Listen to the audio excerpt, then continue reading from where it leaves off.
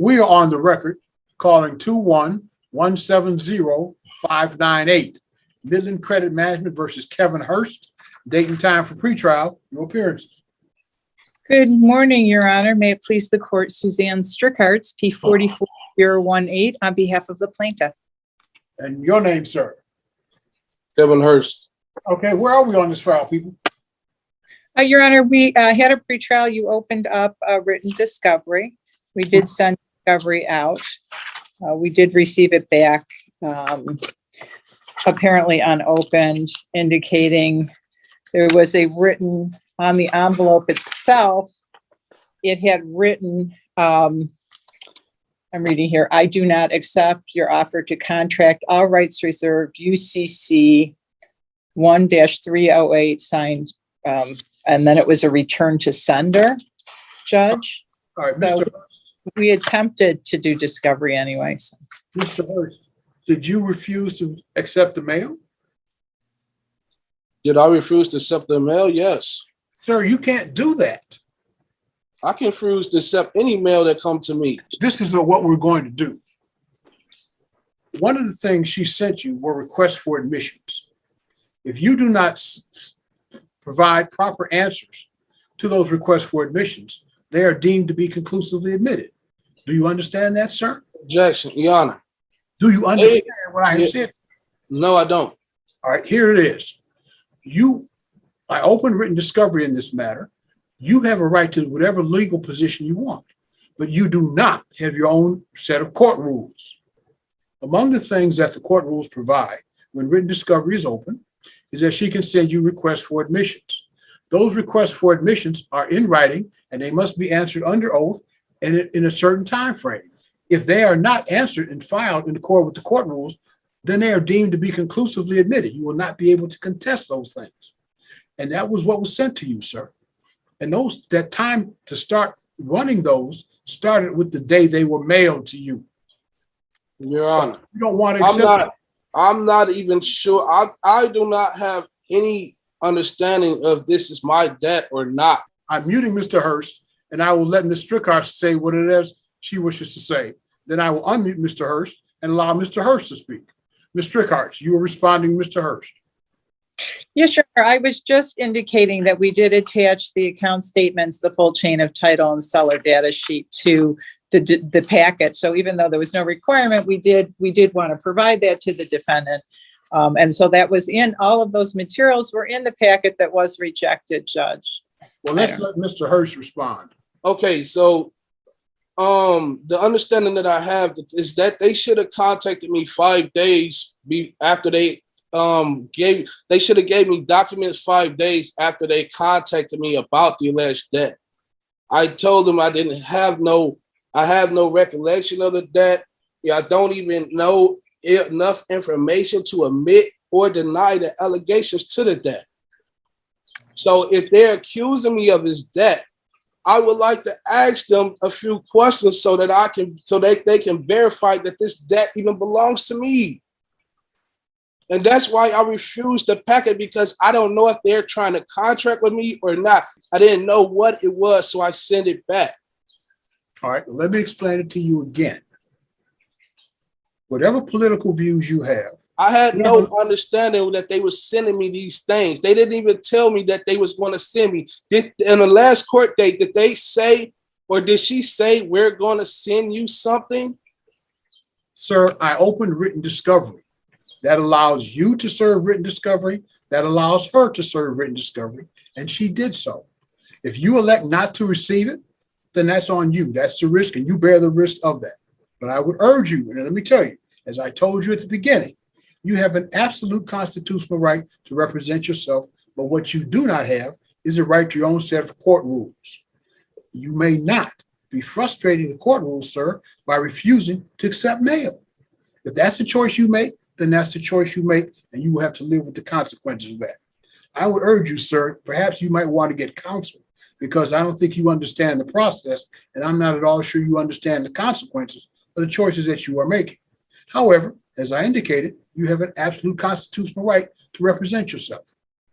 I would urge you to get counsel.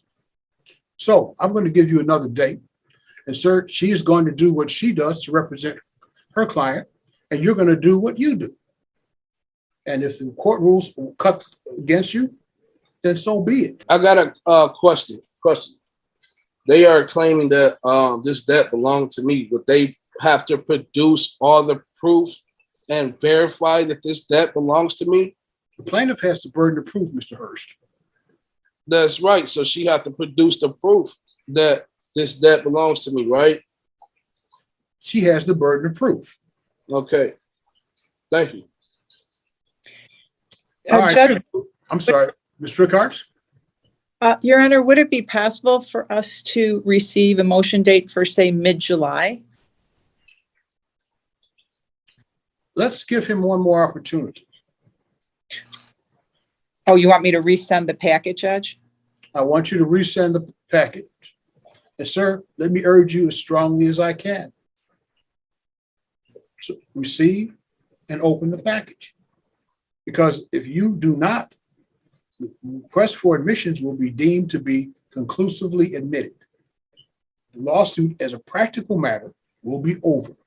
Do you understand what I have said to you? Yeah, I understand. Do you I got a question. Should they have sent me something before they send me this package since the last court date Sir, to verify that? Sir, they're not required. If you think you need some information, you have the right to seek discovery too. But you can't tell them how to litigate their case. The same way Okay, so she's going to send me a packet, and I'm going to send her back a packet as well, right? No, you're going to do what you choose to do. She's going to send you again those requests for admissions. Well, you said the discovery. Don't interrupt me again. We had this conversation before, didn't we? Sorry. We had this conversation before. Go ahead. As a courtesy to you, she's going to send you the request for admissions one more time. You will either accept the package or you will not. You will answer and serve the request for admissions in accord with the Michigan court rules, or you will not. And then if you do not, then those things will be deemed to be conclusively admitted. If you choose to send written request for discovery, you have a right to do that too. You can send written interrogatories, request for production of documents, and request for admissions. Same as her. All right, we are on the record. This is 21-170-598. Midland Credit Management versus Kevin Hurst.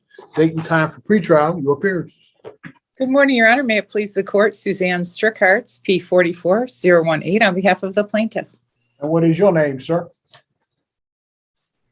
Kevin Hurst. Okay.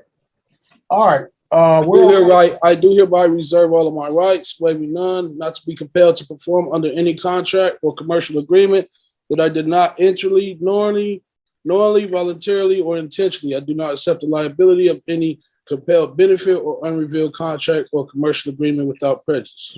Is there anything else you want to say, Mr. Hurst? That's it. All right. All right. Where are we on this file? Judge, discovery's been completed.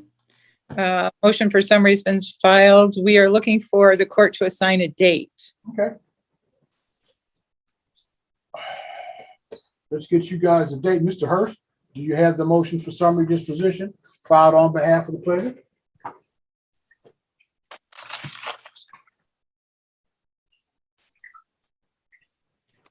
It looks like this. What's that? It looks like this. I'm asking Yeah. first if you received the motion for summary disposition filed by the plaintiff. Do I have it?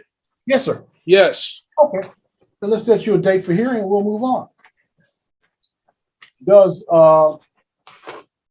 July 26th at 10 o'clock, does that work for everybody? Yep. Yes, Your Honor. Okay. July 26th at 10 o'clock, we will hear the plaintiff's motion for summary disposition. Sir, if you wish to file and serve an answer to that motion for summary disposition, you must do so within the terms provided in the Michigan court rules. We'll hear the motion July 26th at 10 o'clock. Again, sir, if you want to file an answer, be sure to serve both the court and the counsel for the other side. All right, the court has had an opportunity to review the pleadings here. I was particularly interested in the request for admissions that was served by the defendant. Request for admission number 3. Does the plaintiff admit and have proof that the allegations against the respondent are true and accurate, with all documentation being verified, signature and seals? These were admitted. Number 4, does plaintiff admit and or have proof that the statute of limitations has not expired to collect on his alleged debt? Plaintiff admitted that. Does the plaintiff admit, number 6, and have proof that the respondent had a meeting of the minds with Credit One Bank pursuant to the contract agreement in respect to full disclosure, and that said contract contains no elements of fraud by Credit One Bank? The plaintiff admits that. In number 7, does the plaintiff admit and have proof that Midland Credit Management purchased this contract from the original creditor and is now the new owner of the alleged contract and of the said debt that is owed? Plaintiff admitted that. So what we have is an admissions by our defendant of the validity of the contract, admission by a defendant that Midland creditor is a proper party plaintiff. And then we have in request for admission number 8, does plaintiff admit and have proof that Credit One Bank did loan their credit to respondent and that the respondent is only obligated to pay back in money to Midland Credit Management? Plaintiff admitted that too. I also note for the record that having reviewed the brief answer to plaintiff's motion for summary disposition, first of all, contrary to the court rule, is not supported by an affidavit. 2.116G4 says that when a motion for summary disposition under C10 has been filed and served, the opposing party here would be the defendant, may not rely upon his pleadings, but must, by affidavit or as otherwise provided in this rule, demonstrate the existence of genuine issue of material fact. Again, I note for the record, no affidavit was submitted here. I think it's fair to say that the pleading filed by the defendant is somewhat obtuse. I quote, for example, from the 3rd page, the agreed upon proof of claim does not serve in place of the original account, for it is a conditional acceptance and not the foundation of an action, and does not become an original demand and amount to an express promise to pay the actual sum stated. In his first paragraph, the plaintiff, and I'm quoting again, plaintiff claims that the living soul utilizes an address in his answer, when in fact the address that is used there indicates that the living soul does not live at this address, but is receiving mail there. So the defendant has failed to appear. He has failed to support his brief answer to plaintiff's motion for summary disposition by affidavit as required by the court rule. The court has had an opportunity to review the pleadings filed on behalf of the plaintiff in this matter, and I'm satisfied. There's no genuine issue of material fact in this matter. Summary disposition is granted in favor of the plaintiff. If you'd be kind enough to send me your judgment under the 7-day rule, I'd appreciate it.